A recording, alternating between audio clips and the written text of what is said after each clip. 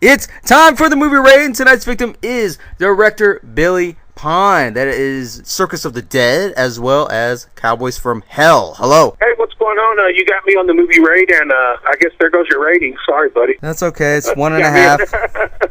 You got to get somebody like me every once in a while, I guess, to show that you talk to the normal people, too, instead of the big stars. That's all right. I'll just ask Mom to just reconnect her internet when she gets the Wi-Fi back on. It's okay.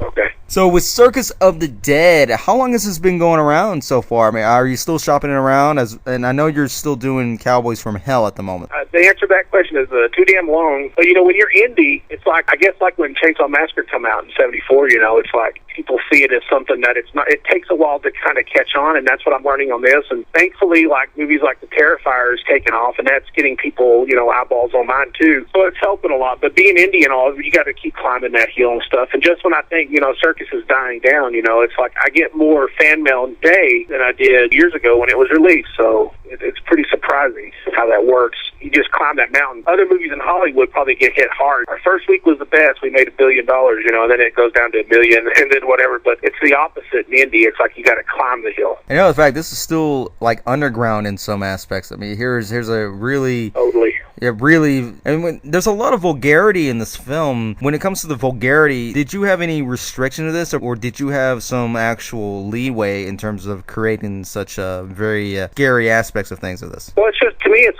honest. It's film, and film is art, so it just needs to all hang out. If I don't want to pull no punches, it would be if I was a prize fighter, how I'd approach it too. I'm not going to pull no punches. I want to make the best product I can, because how many times am I going to make Circus of the Dead? One.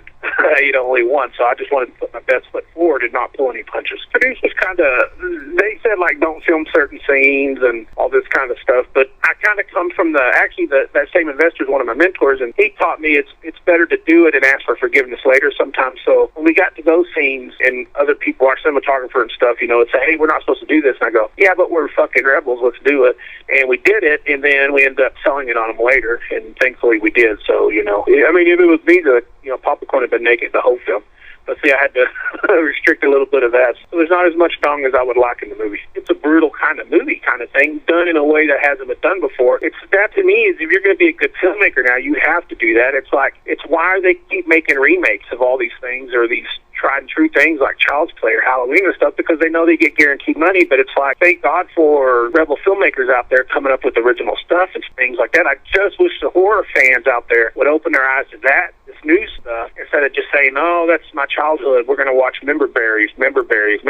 Look out for some new icons and stuff is what they need to be doing. So, because if not, Hollywood's going to keep force-feeding you the same stuff that you watch and you just get mad and complain about. Actors having to go through such especially like this type of film, when this kind of crazy, and an actor going through all this really, really dark stuff, but having to direct an emotion when it comes to this kind of level, how do you keep the direction to the craziness of this without having it make it seem like it's overdone? Well, that's actually a great question. Paris Randall played Dawn, and Bill Oberst played Popcorn, of course. Like, when they were together, and when Paris was handcuffed to that chair, he was handcuffed to that chair, and when he was crying, those were real tears. But like when I said it was very intense, and I like to run scenes a little longer than they should, just to see what kind of response I can get out of people, reaction, especially during the emotional scenes like that. But like that is, we said we're going to break and take a 10-minute break, do this, do that, and Paris said, well, leave me here, I want to keep working on that. Well, I'd go and stick my balls on his big gulp straw, and he can't do nothing about it because he's chained up, or I'd go in there and fart next to his head. We'd all leave the set and leave him locked up in there. So it's like, we would laugh because we're one big family and have a good time. So it's, once it was off, I mean, maybe that's a question for those guys, but it seemed like they got back to normal pretty quick. But I know Parrish went through hell playing that role, because he really took himself to a dark place to get those tears to come out, and it showed in the film. And having to do so, it's like, do you think it's best not to have any kind of real comfort toward the performer or the actor involvement of this type of film? Do you think it's best to just keep pushing forward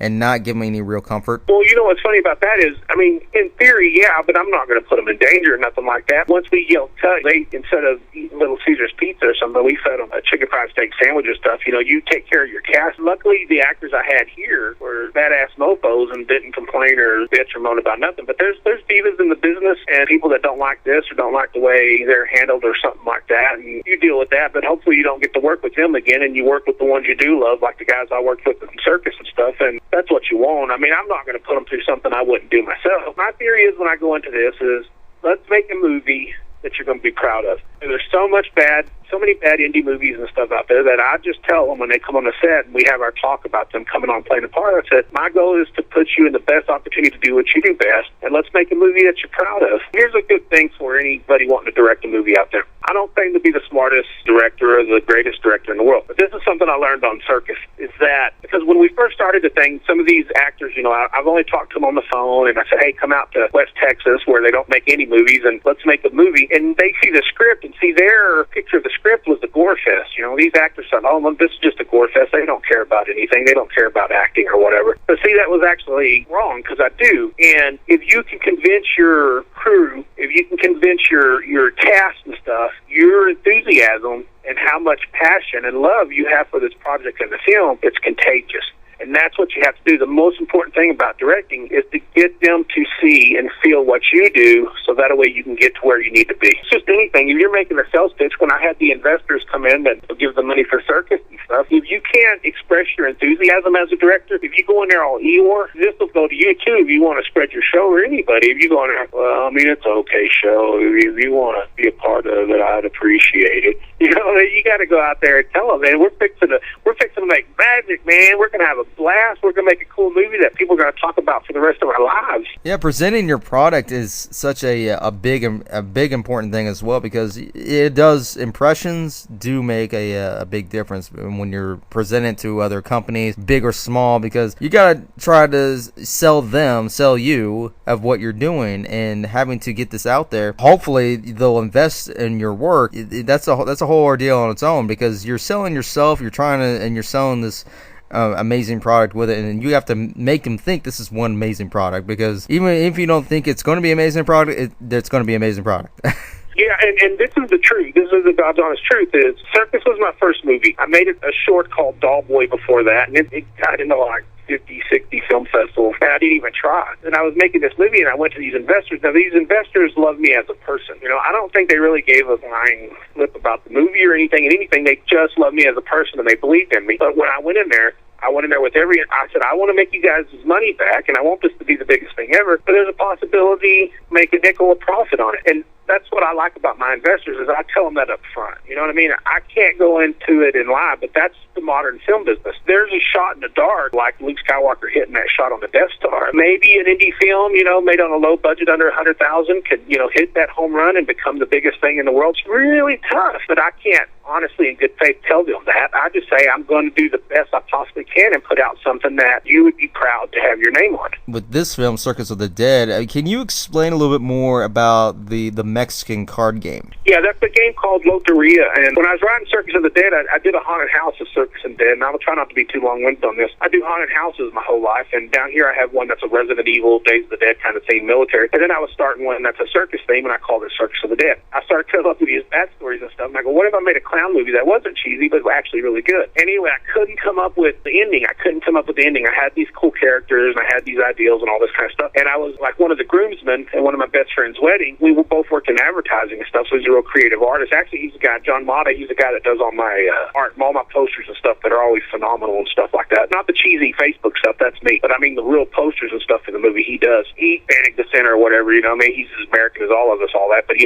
goes, I go, hey, why don't you on your thing give out Mexican lucha mask, El Bloody Bill, for your friends and stuff. So he went a little further, and he put in the paper sacks, he put chicharrones in there, some small bottles of tequila, some Mexican beer, and then he threw in these Loteria cards.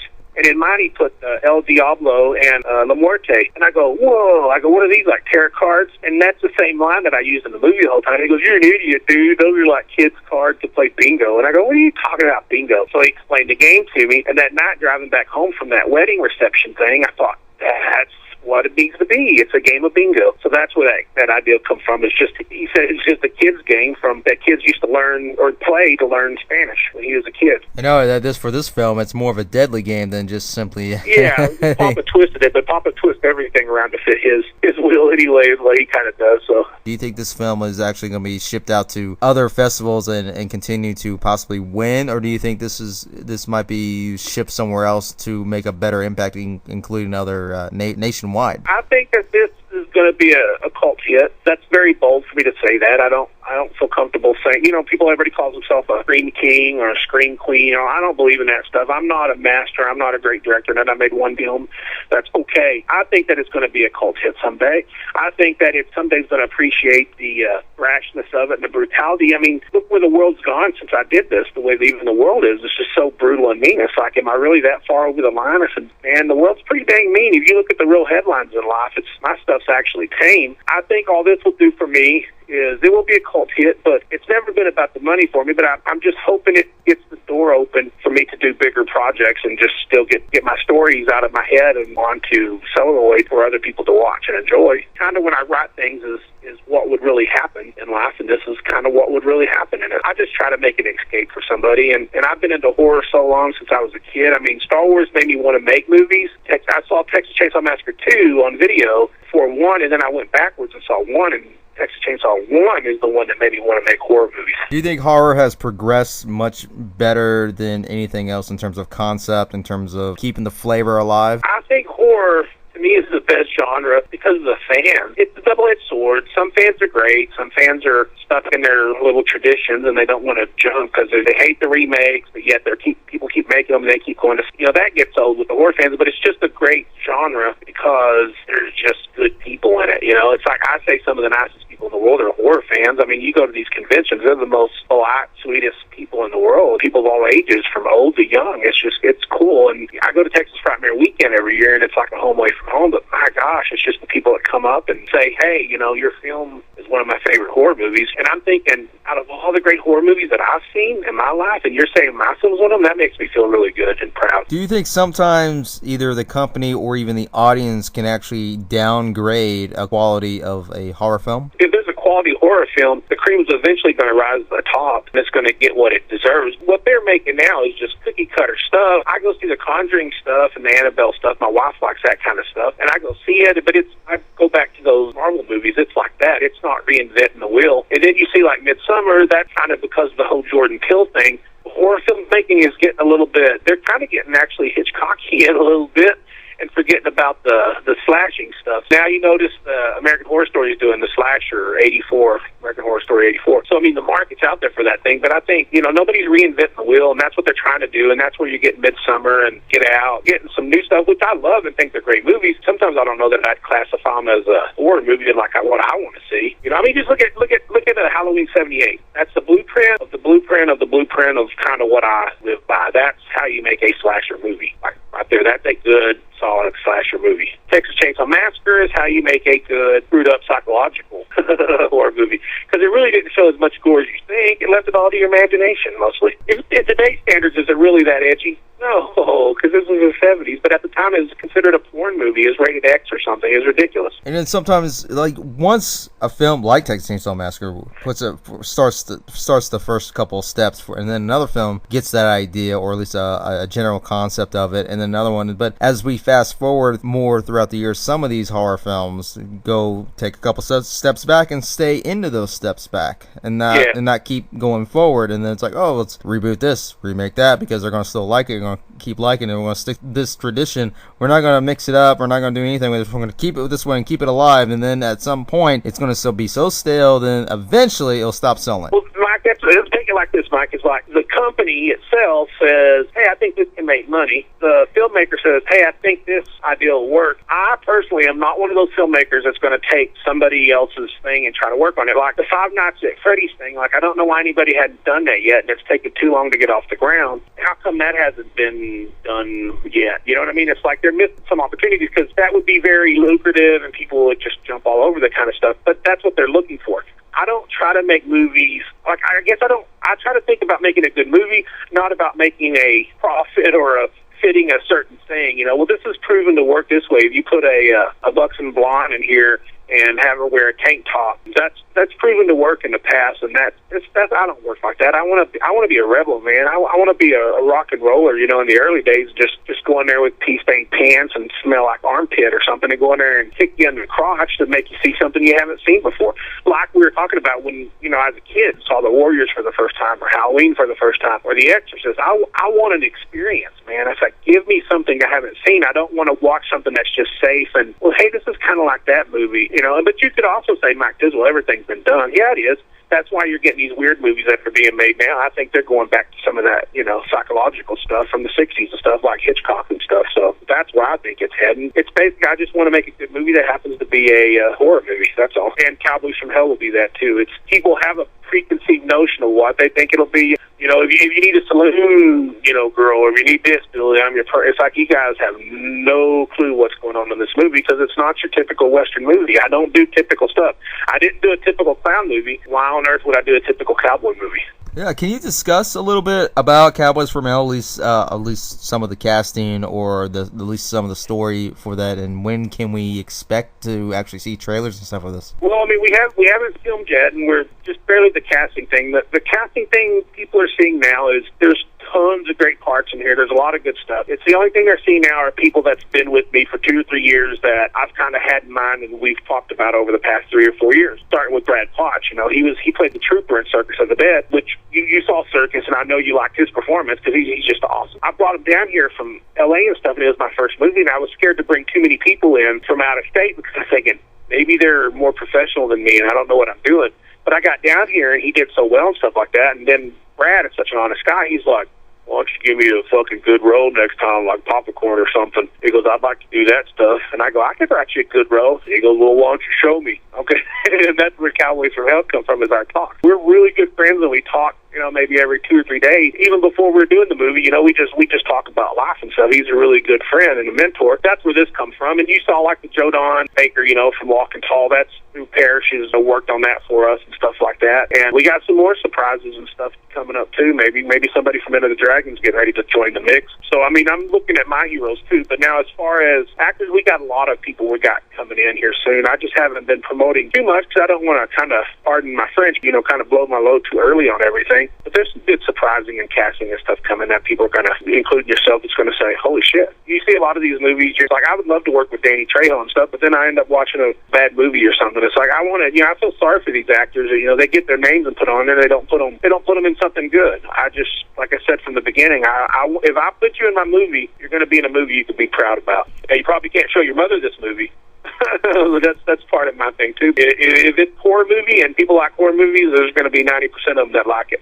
And the other 10% are dumbasses that don't know good and bit them in the ass. Very cool, man. Go ahead and plug in any websites like Circus of the Dead or anything that we can check out between Cowboys from Hell or anything else that you're relating to your project. Well, right now, if you want anywhere on there, if you just hit me up anywhere on social media under Bloody Bill or something, I can point you in the direction of getting some hard copies of Circus or something. And I always throw in some extra goodies and stuff.